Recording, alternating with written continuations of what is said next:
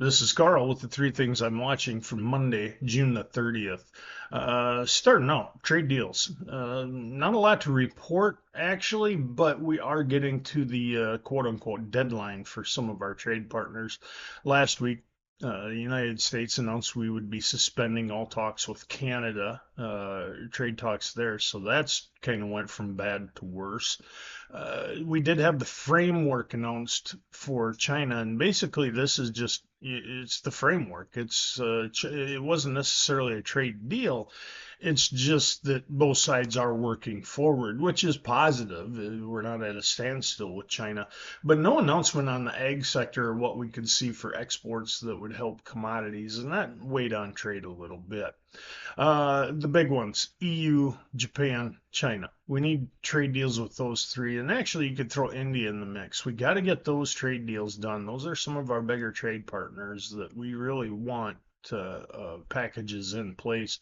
And of course, Mexico and Canada, but that's a little bit of a different deal with the trade agreement we have in North America here. Second thing that I'm going to be keeping an eye on after the close to night crop ratings are released. Last week, trade was saying they expected crop ratings to maybe be slightly higher due to the rains that we had moved through, a little bit of improvement. That tone switched a little bit towards the weekend. Now there's some analysts saying, well, seasonally crop ratings do decline. Well, not in June into July. You don't see crop ratings decline then.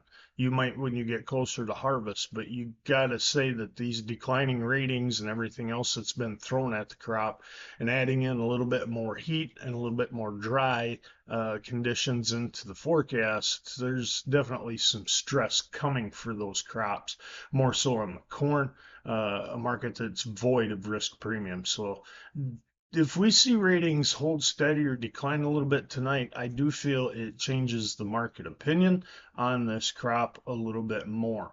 We're chipping away at our production and our demand has steadily been ramping up. So I wouldn't be too surprised if we didn't see some changes, but those are coming down the road. For today, the big one, we got quarterly stocks. Expected to see a little bit less corn, more wheat, same amount of soybeans as a year ago. Acres. Expect to see a little bit more corn, a little bit more soybeans than in March, and less wheat. I think that we could be setting ourselves up for a surprise there in the acreage. Just my thoughts. And of course, then we have month end and quarter end today as well. And first notice day on the July contract. So it's going to be a pretty volatile session. Limit moves cannot be ruled out today. We have seen several limit moves in history on the June 30th report. Not saying we will, but the possibility is there.